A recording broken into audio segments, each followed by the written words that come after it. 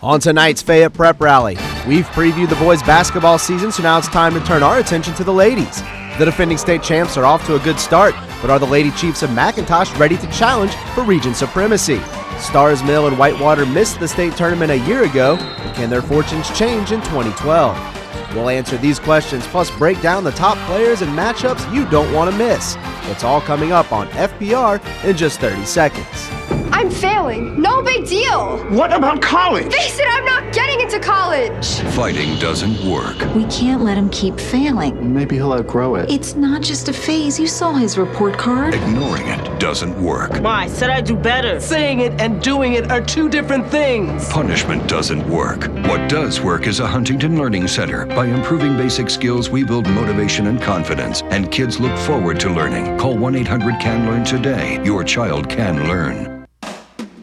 Comcast presents your source for Fayette County High School sports. This is Fayette Prep Rally.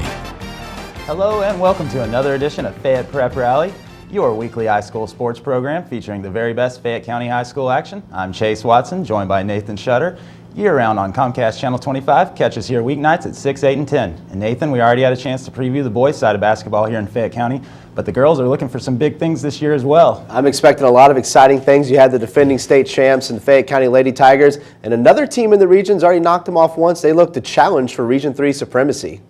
Well, it's time now to preview the girls' teams around the county, and we start with three squads that made the state playoffs a year ago, and that includes the Fayette County Lady Tigers. Yeah, the 2011 4A state champions, also the Region 3 champions from a year ago. They went unbeaten in region play, 28-5 overall, finished the season on a 19-game winning streak. They lost big-time players, Brianna Banks and Elam Ibiam. Not easy to replace, but they're off to a good start. 6-2 overall, 1-1 in the region. Their only loss is coming to Norcross, the defending 5A state champions. And of course, that big upset win by McIntosh, a tough region loss for the Fayette County Tigers. And what about McIntosh? Yeah, great season last year, a school record for wins with 26, the fewest losses in school history as well with just 5, went 10-2 in the region. They lost in the second round against Forest Park, 51-49 in a thriller. Forest Park went on to be the 4A state runner-up, so lost to a very good team. Gabby Seiler, Amanda Lindsay, and Crystal Ojukwu return as the starters. 8-2 on the year. The big thing, 2-0 in region. And how about Sandy Creek? They had a great season last year, went 16-0 in region play. Of course, they lost in the region semifinals to Drew. That dropped them all the way at number 3 seed. And that tough road game at Washington County, the eventual state champions, who went 32-0. So that was a tough second round matchup. They really I think the key this year is doing well in the region tournament. Not having Kayla Jones, their big time player from a year ago. She's going to focus on volleyball, a scholarship athlete at Clemson. So not having her might hurt, but they'll still be a very good team. And what about the Lady Tigers? Do you think they got another state title run in them? It's going to be tough. I mean, losing Elam Ibiam and Brianna Banks, that's no easy task. I mean, those are two very talented players, but Fayette County every year returns a lot of talent. They're always a contender in 4A. I think it's important that they finish as region champions in Region 3 to get that 1 seed and kind of avoid the big teams early on. But if they can do that, I think they'll definitely make a run, as they usually do in the state tournament. Absolutely. And what about the McIntosh Lady Chiefs? Do you think they're going to compete in Region 3? So far, so good. They've already knocked off Fayette County Lady Tigers, their nemesis in the region. A huge win. Now, they do have the return matchup between those two teams, but so far, a very good start. Gabby Seiler leading the way for the McIntosh Lady Chiefs. I really like them to make some noise in the Region 3 tournament and challenge Fayette County for that crown. Well, it's time now to preview the rest of the teams from around Fayette County, and we will start with the Stars Mill Lady Panthers. Yeah, Stars Mill Lady Panthers, 11-13 overall last year, just 4-8 in the region. Of course, did not make the state playoffs. They lost to Griffin in the region tournament. They only won 3 games in 2010, 11 last year, and hey, they already have 11 wins this year, 11-3 overall. 2-1 in the region, which is the most important thing. New head coach Shane Ratliff doing good things over there with Stars Mill. They won the Marlin Christmas Classic in Florida here at the end of December, so a lot of momentum heading into region play.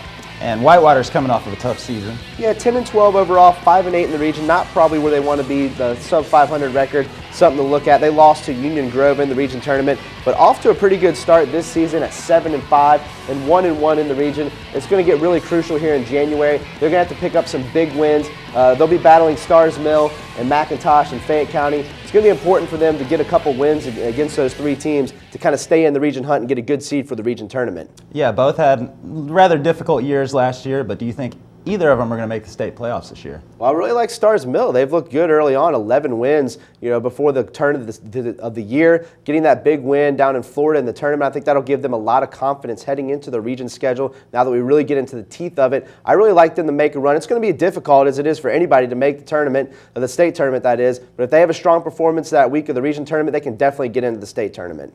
We're also going to be covering a couple of private schools this year. What can we expect out of those two teams? Well, Our Lady of Mercy got off to a little bit of a tough start, starting 0-4, but they rebounded with 2 straight wins, both of them region wins, so 2-0 in the region. That's where you really want to be. Landmark, 2-2 overall. They haven't played any region games yet, but a nice start for both teams. I look for them to definitely compete in that region for a playoff spot.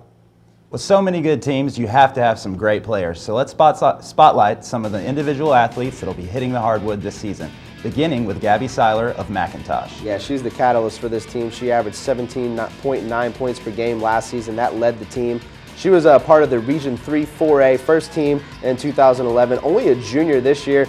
She's just an incredible athlete. We've seen her do it on the soccer field as well as the basketball field. She is going to be the leader of this team this season, and they'll go as far as she can take them. How about Fayette County's Keandra Jenkins? A very experienced player, only a junior point guard.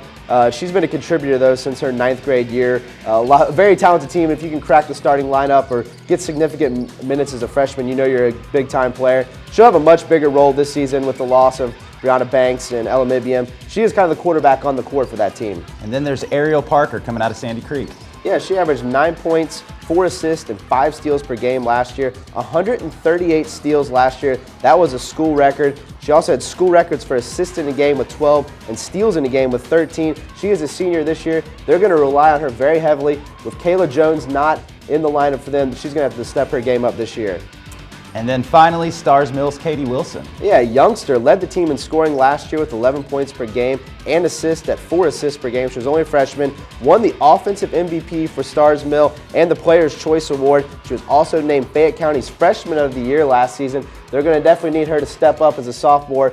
Need big play out of her if they're going to get into the state playoffs this year. Now, out of those players we just talked about, which one is most crucial to their team's success this year? I think it's Gabby Seiler. They kind of go as she goes. She had that huge game in the 4th quarter against Fayette County and kind of led them to that big win over the Lady Tigers. If she has a big year, which I'm sure she will, then I expect big things out of the McIntosh Lady Chiefs.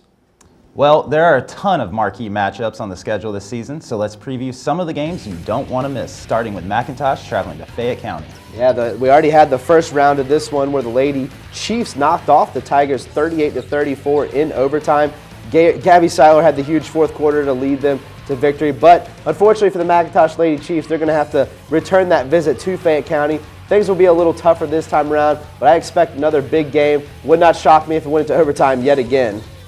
Then we got Stars Mill going to Whitewater. Yeah, a nice rivalry game here on January 10th.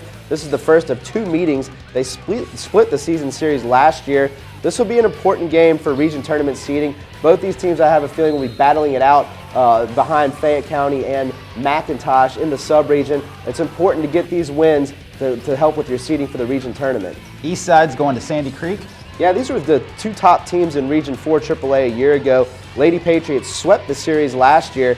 Lady Patriots have to play in their building again later in January, but this is the first meeting at Sandy Creek. I think it's important for the Lady Patriots to keep their momentum going here early in the season to get the win over Eastside and improve their region record. And then we got the big event, the Girls' Night Out. Yeah, this is huge. January 20th through the 21st at Stars Mill High School. It's been expanded to a 2-day event. This is the 4th year of the Girls' Night Out, benefiting the K-Yow Cancer Fund.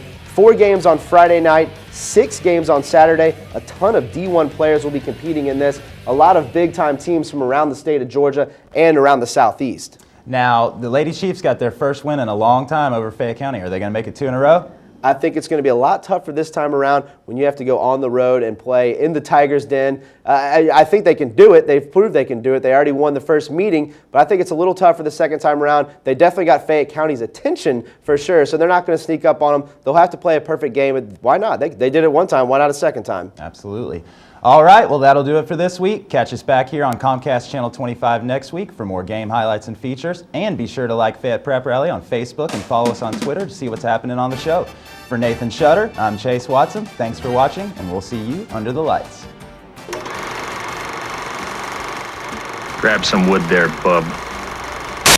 I'm failing. No big deal. What about college? Face it, I'm not getting into college. Fighting doesn't work. We can't let him keep failing. Maybe he'll outgrow it. It's not just a phase. You saw his report card. Ignoring it doesn't work. Ma, I said I'd do better. Saying it and doing it are two different things. Punishment doesn't work. What does work is a Huntington Learning Center. By improving basic skills, we build motivation and confidence, and kids look forward to learning. Call 1-800-CAN-LEARN today. Your child can learn.